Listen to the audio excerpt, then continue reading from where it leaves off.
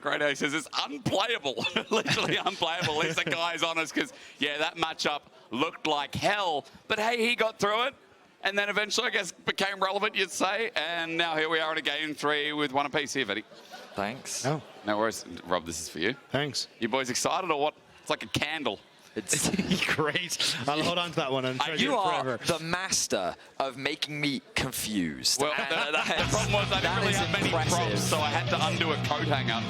And I'm like, what do I do with these? Well, I get us prepared to go into a game 3. KC on blue, KOI on red. Let's see what we're left with because game 2 draft was already wacky enough. Okay, there it is. I was about to say, are they going to leave the Jace open? Because I think it's a no.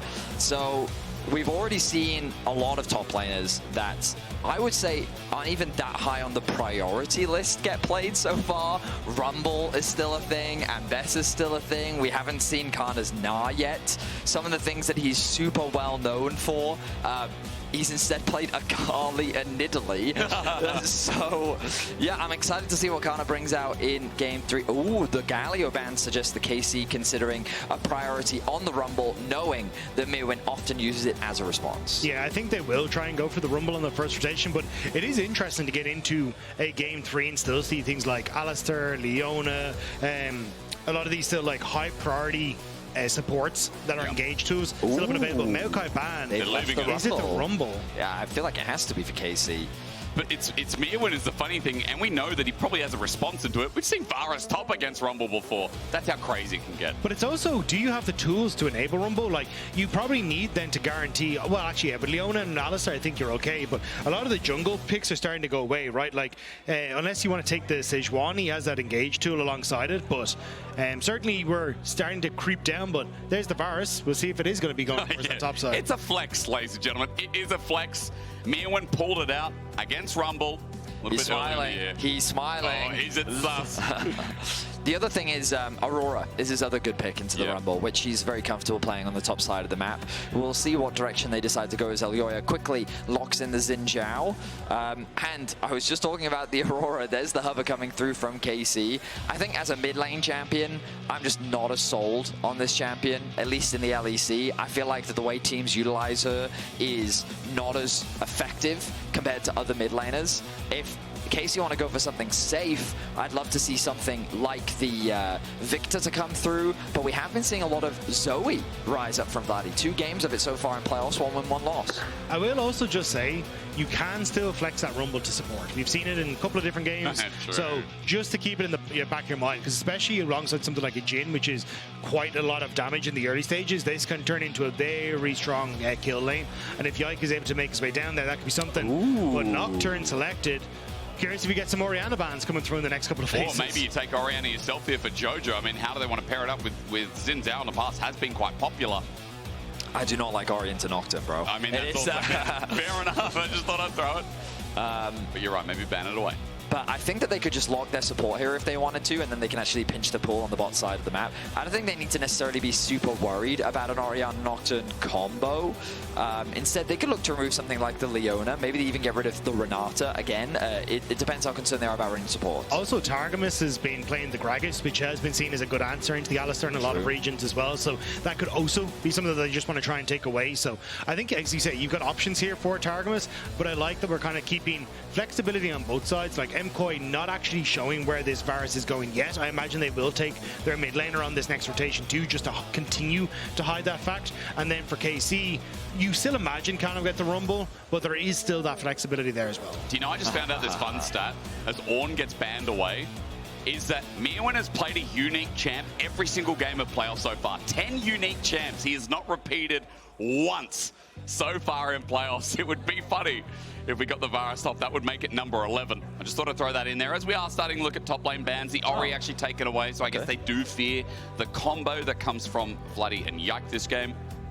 Because now the idea is Rumble Ultimate, Jhin Ultimate, those lock down a backline target, Nocturne is then there to follow up. So now what other mid laners could you potentially bring out? Do they think about the Zoe? I don't love the idea of a lot of poke in this composition. I think you want a little bit more either follow up on the engage, so maybe they go for something like the Viktor.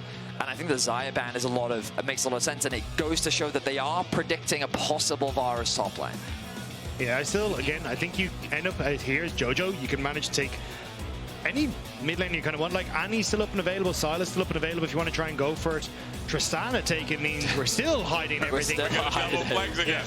But I like this from MKOI. Again, this is one of the features that we saw used a lot from them last year, was just hiding what picks are going where because of how flexible the draft could be. And you're still not going to see a huge amount. I'm curious though. My instinct is it's bot lane. I think the Tristana is bot and the Varus is top, and they're waiting to see what mid comes through before they actually decide what to put Jojo on. Okay. Yeah, because I'm also like, does Supa end up playing something like a Ziggs could also be an option here if you really want to go for it. But there's the Viktor that you were talking about.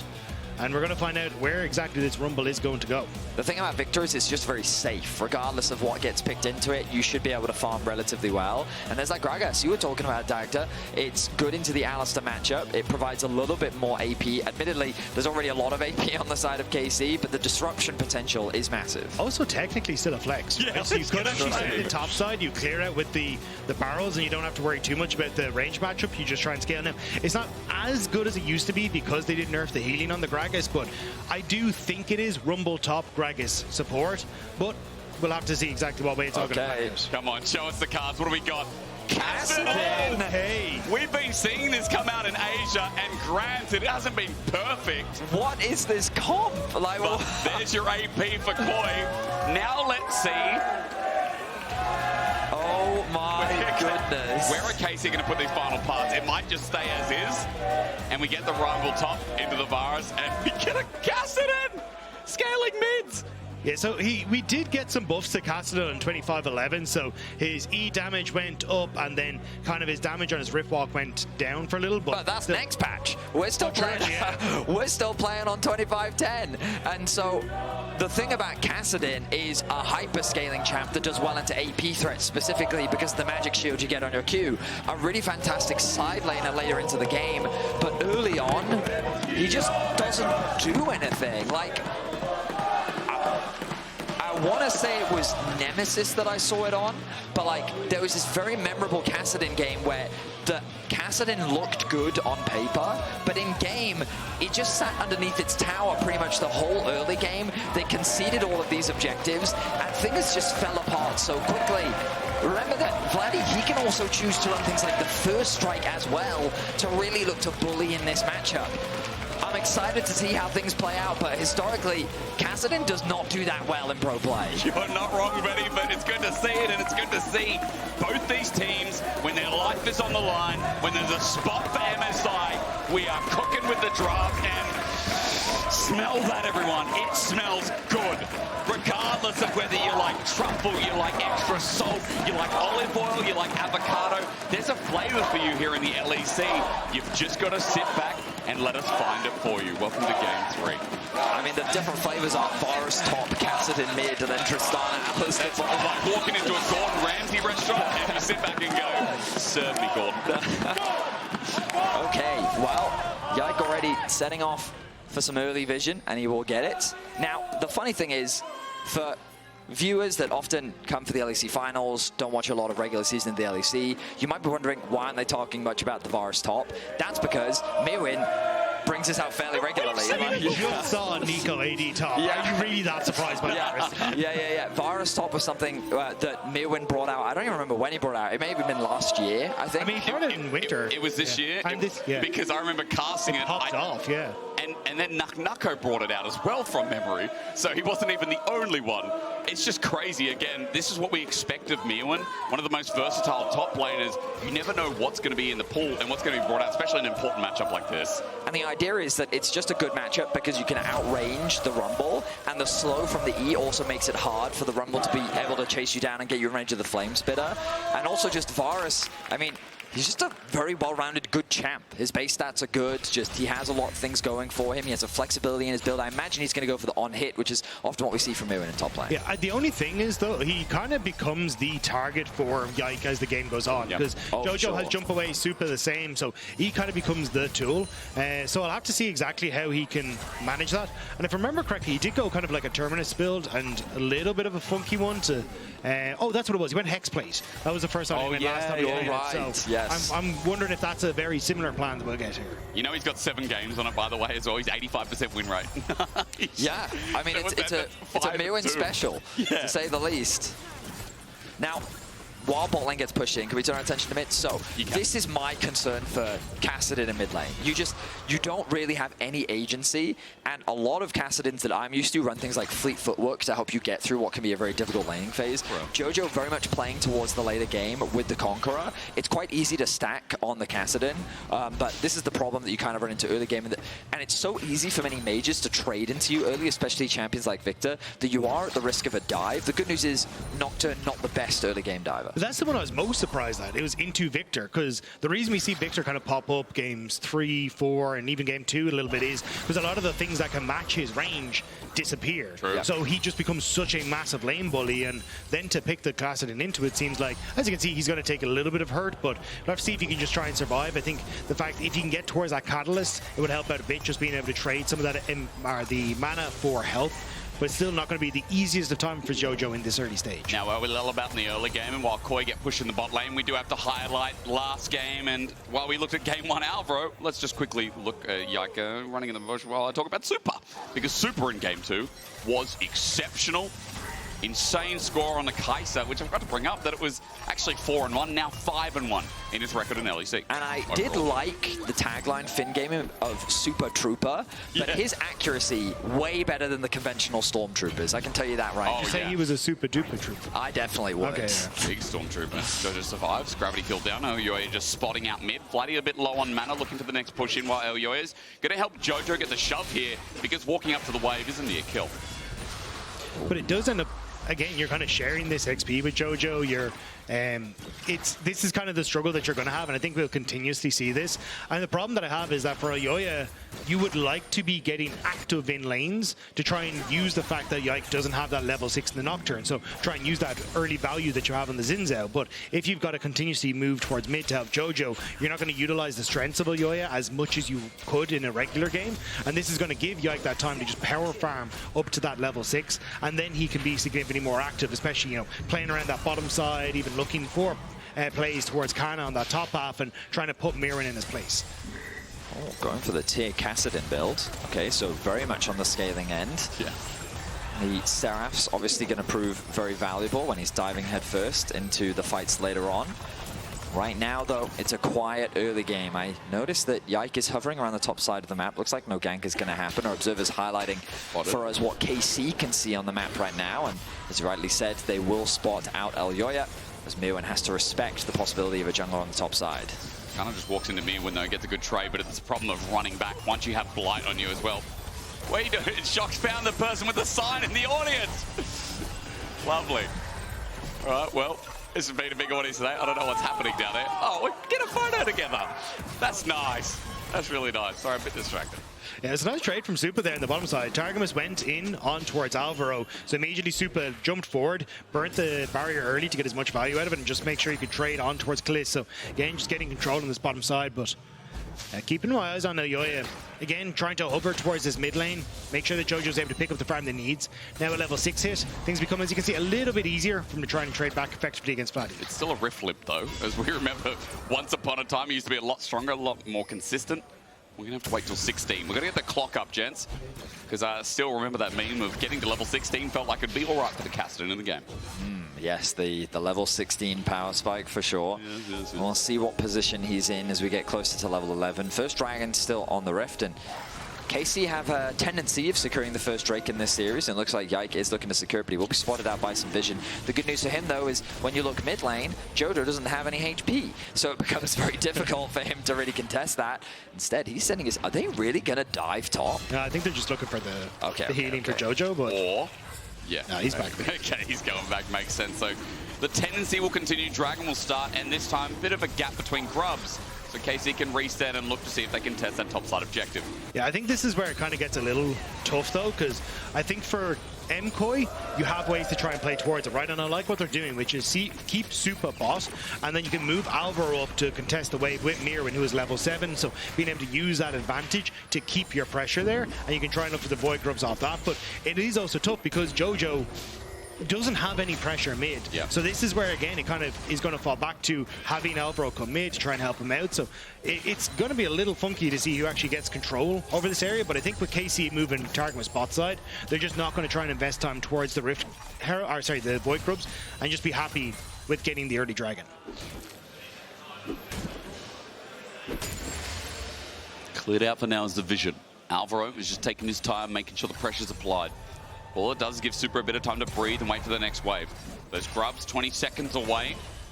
And Yike has his ulti up and available. That's big. The Nocturne online and waiting for that first ult. Now, Equalizer was used in top wave to clear out minions, but Canna not having that for another 45, 50 seconds might be a window for KOI to exploit here if they can get a quick grub or two. Now, the Catalyst completed for Jojo.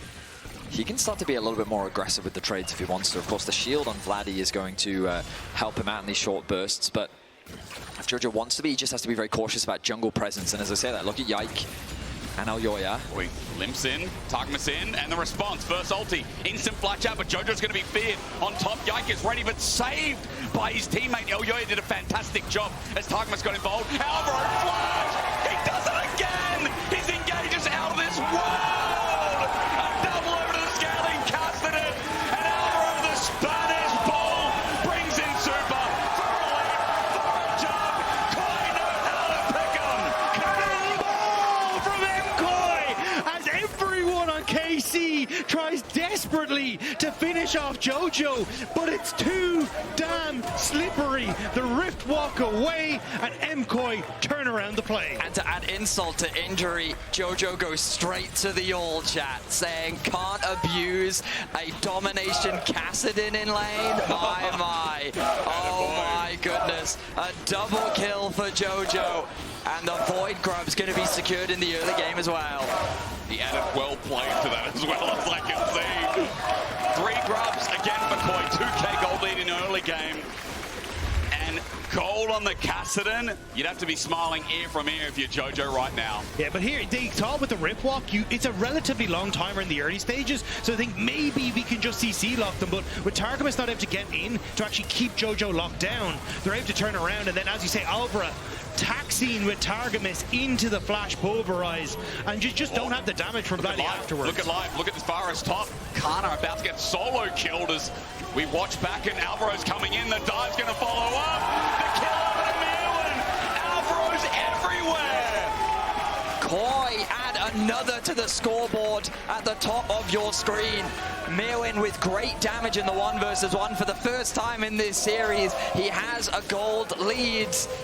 And things are going all up for KOI in this game 3 early game. It's these surprise picks that they haven't been able to contain.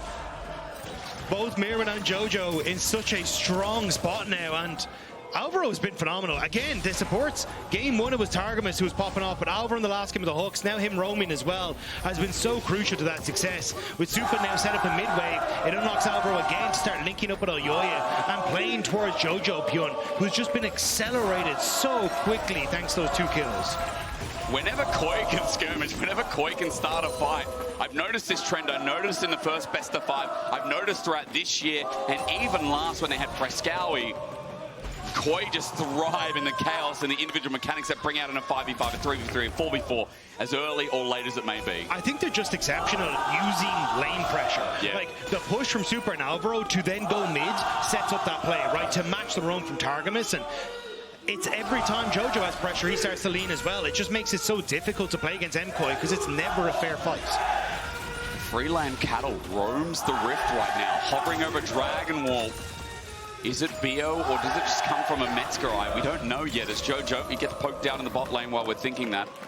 Dragon's coming up in 25. That's why Alvaro was setting up vision and seeing what he could find, but in the end, backs off, resets, gets his ward replenished. And we're going to look for the second dragon here to see if KC can keep that momentum down the bottom side of the map. Jojo's just gone for the reset. Should be able to, there it is, finish off his Rod of Ages and TP back in immediately.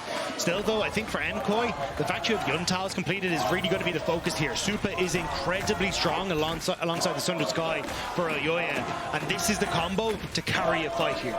Vladi also resetting. He's going to upgrade his tier. Yep. And I think that with the numbers difference, KC are just going to concede this first dragon of the game, which means that all early game objectives going in favor of KOI. This will be KOI's Second drag, well, their first dragon of the game, the second overall. And nothing but impressive with how KOI been playing this early game. Elyoya and Alvaro definitely seem to be locked in how much impact they're having on the map. But exactly, that's it. Alvaro immediately running topside to keep Myrwn safe as that top push goes in, because look at where the KC boys were. They were looking for a potential dive with the Yike ult to try and turn around something there, but now Supa might be that target. Managed to dodge away from the deadly flourish. Yeah, because if he's caught there, that'd be rough with Targamas now having ult up. But gents, I wanted to pose to you this. In the second game, what we saw from KC was that Canna was able to maintain an individual lead through the laning phase. Yes, the rest of the map was going KOI's way ever so slightly, but at least there was Canna there for them to lean on. This game, they cannot lean on their top laner. He is the furthest down out of all of them. He is 30 CS in the hole right now against the Varus top, who's still getting towards his first item, but Myrwn is dominating him in lane and holding a level lead for now. The chats that are watching the LEC right now, the Monka stairs are coming through as Jojo's about to tick over to level 10. KOI is setting their sights on the top lane. They're waiting for Alvaro to arrive, and here's the cow. He can pop his ulti straight away, flash immediately, burn. Canna does the same, Equalize going to do absolutely nothing. TP in response, Alvaro about to die, yes. Targamas has him in place, deadly flourish, misses, and Vladi wants the kill, takes it. Vladi with a 1-for-1 trade, but Canna is irrelevant again in this game as Curtain Call popped out. Supa waiting for a rocket jump. Yike in play. Ulti burn. He flashes. He's waiting for his ulti, but patience is key. Yike knows it. Away with the rocket jump though, and at the tip of the end, health bar flash shut down. Jojo can't help. You can see in the picture he wanted to, but it's a good kill for Yike. Supa wanted the turret plates before they faded. Try and trade for that play in the top side, but ends up giving a kill over to match Canna going down. Still, Dragon said, or sorry, the control over midway for KC. I will say though, in that play, KOI got a lot of plates. They got plates top lane, they got plates mid lane, and they got plates bot lane as KC was just kind of being run around the map. Vladi committed his TP to the top lane, and he ended up getting that kill onto Alvaro. Who wins this? Hailstorm's down, Gravity Field now down as well. Myrwn doesn't have his ulti, he flashes away, and that's why he definitely does not win it, so Vladi gets a summoner. I think there was a world where Myrwn could have turned it around if it was 1v1, but he saw on the minimap, or at least he had an instinct that Caliste was on the way, and with the arrival of that Jhin, there was definitely no way that he was going to get to safety. Jojo? Can he interrupt this? He has actually cancelled Vladi's back because there's a ward on the left side of your screen up there. Spotted Vladi. Vladi will return once again. Notice Vladi actually sits on a gold lead right now. He has a pretty significant CS advantage in terms of the 1v1 matchup. With the Rod of Ages stacking, Jojo's going to be able to close that level gap once it's at 10 stacks. But Kassadin, at some point, will reach out of control angles, and it's going to be very difficult for KC to deal with. Yeah, no ultimate on towards Vladi, though, means no Viktor really going to be a factor over towards this next Rift Herald fight.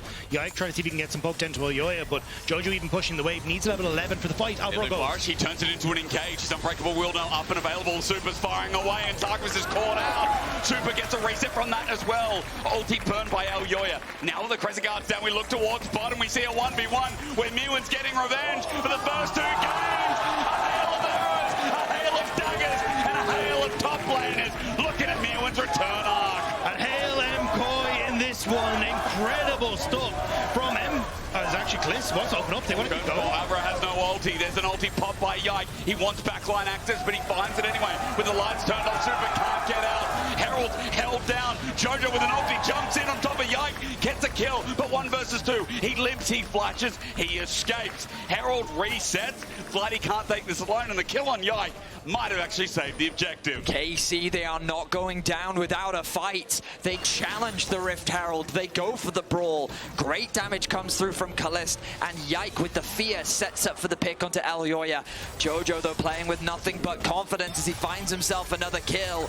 And while it is very much in favor of KOI, the gold, the kills, the objectives, KC are showing that they're still here to fight, and this game is far from over. The issues are the solo laners of MKOI, though. 3 kills apiece, items starting to come through. Jojo is about to be bloody massive on this Kassadin.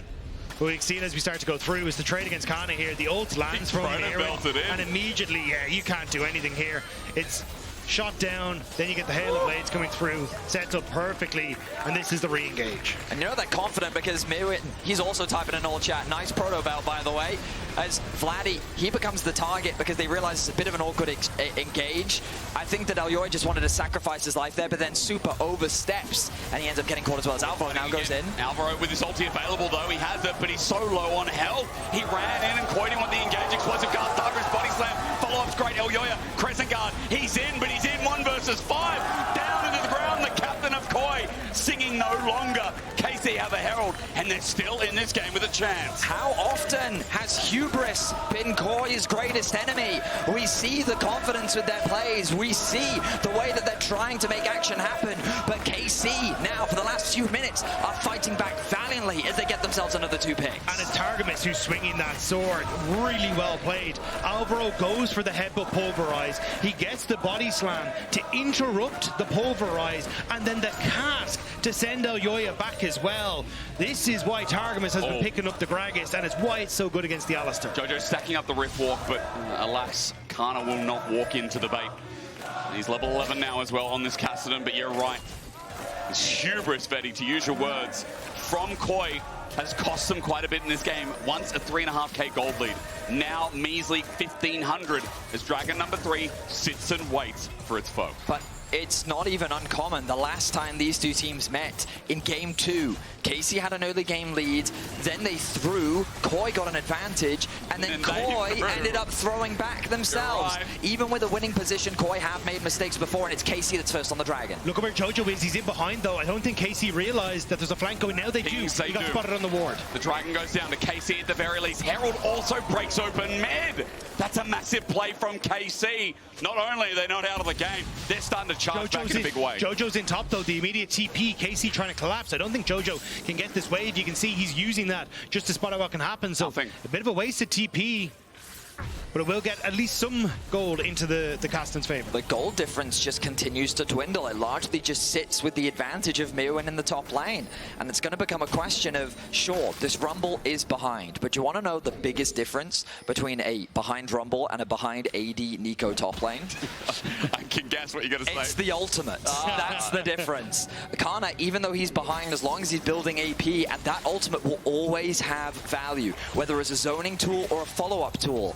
And when the night goes dark, you don't know where that ultimate is going, and it becomes a lot harder to play around. It's important to recognize the composition of KC is long range, it's got a lot of disruption, and while the Nocturne doesn't have many easy targets, Kassadin, Tristana, Alistar, they're all very frustrating to ulti on top of. That just paints a even bigger target onto the Varus that has a 1.6k gold lead.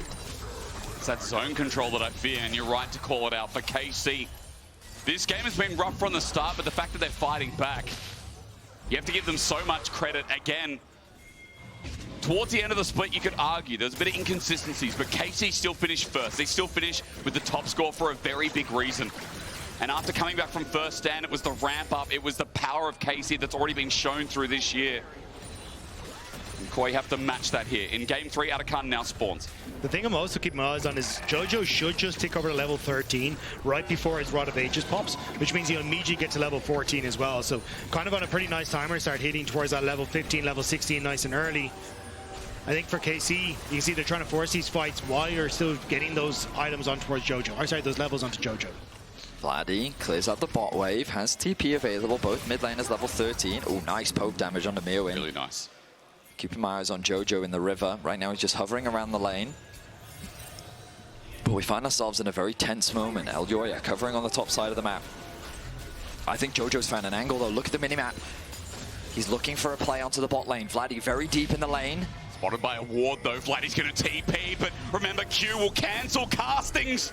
Doesn't find him, doesn't go in the bush. That TP, Alvaro's waiting. A flash instant, a bump in. Vladi's made a mistake with explosive cast. Buying time, Alvaro in the way. The deep dive from Yike. He's found Supa. A kill for KC. Yike gets out. Elyoya jumps in. Vladi running the storm down. A trade. That's what we get. Myrwn dodges deadly flourish under turret. Chains of corruption. Targamas slow. Hail of arrows. Canna gets out. If only slight. A 2-for-1 for KC playing on inches. Vladi survived for so long in that engagement.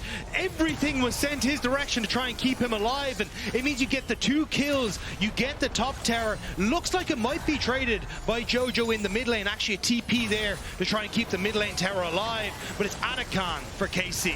Now there are 4 members alive as Supa makes his way back out onto the map. The Anakan has been started, and Jojo is stacking up his ultimate. He set his sights on the Anakan. This is a scary situation for KC. Jojo stacked up Mega Blast, and he runs into 3 people, though he's going to be feared with the Kassadin. Does he care? He's scaling, he's deadly flash. Caliste gets an auto, but still fear in their eyes. KOI, they're running into the Anakan, and still leashes, still leashes, still leash. 17-2, reset. It comes in. Jojo jumped in as Caliste had to reset.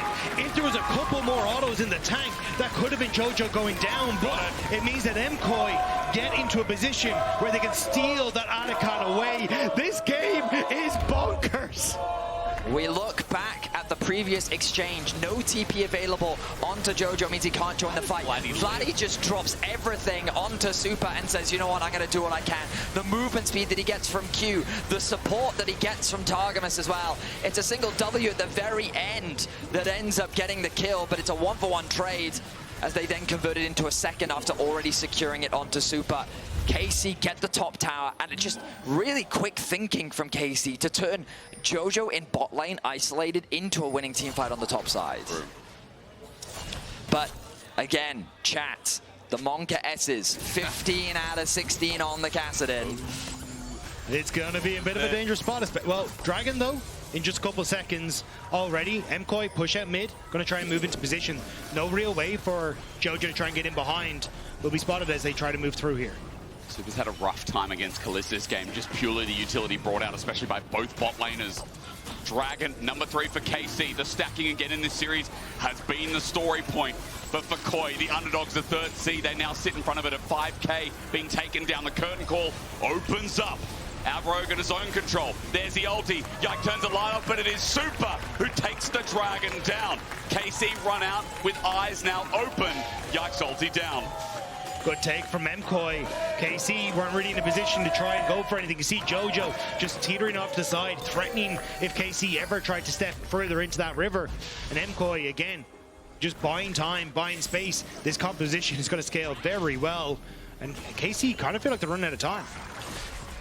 Often when I think of Jhin, I think he's a champion that can scale very well, but it's very dependent on who he's playing into. Because obviously, he only has 4 bullets, so into tanks, the reason why he struggles is not that his damage is necessarily weak, it's that he has to stop and reload. Well, against this composition, though, there's a lot of squishy targets, and you'll notice that Kassadin has to be super careful. Just, I realized that I said Supa, and I thought that Jake was... I get blamed for it. Just my brain, I was like, oh wait, I'll give him a second. But yeah, Caliste, it's something that Jojo will have to be very cautious of as... Oh, Alvaro goes in. Engage, it's onto Targamas, maybe just dead. Supa's in as well, Targamas caught out, trying to clear vision when Baron just spawned. That is an unfathomable mistake. And Canna's on the bot side. No TP available for the next couple of seconds. So MKOI, I think they just get to rinse this. They have so much damage. Jojo, again, going to play Peacemaker with KC as he keeps him away. He jumped onto Caliste, he jumped into the brush. He can jump back out. He's taken half his HP. The deadly flourish misses, but that gives time for Baron. Yike is sent away. 1800 jumps in, but he jumps in late. Yike is left stranded as Supa covers the escape route, takes a kill. Jojo jumps in himself, and the equalizer to slow them down won't do anything of the sort. And yes, they're hitting Jojo. Yes, they killed the mid lane Kassadin, who finally got to level 16.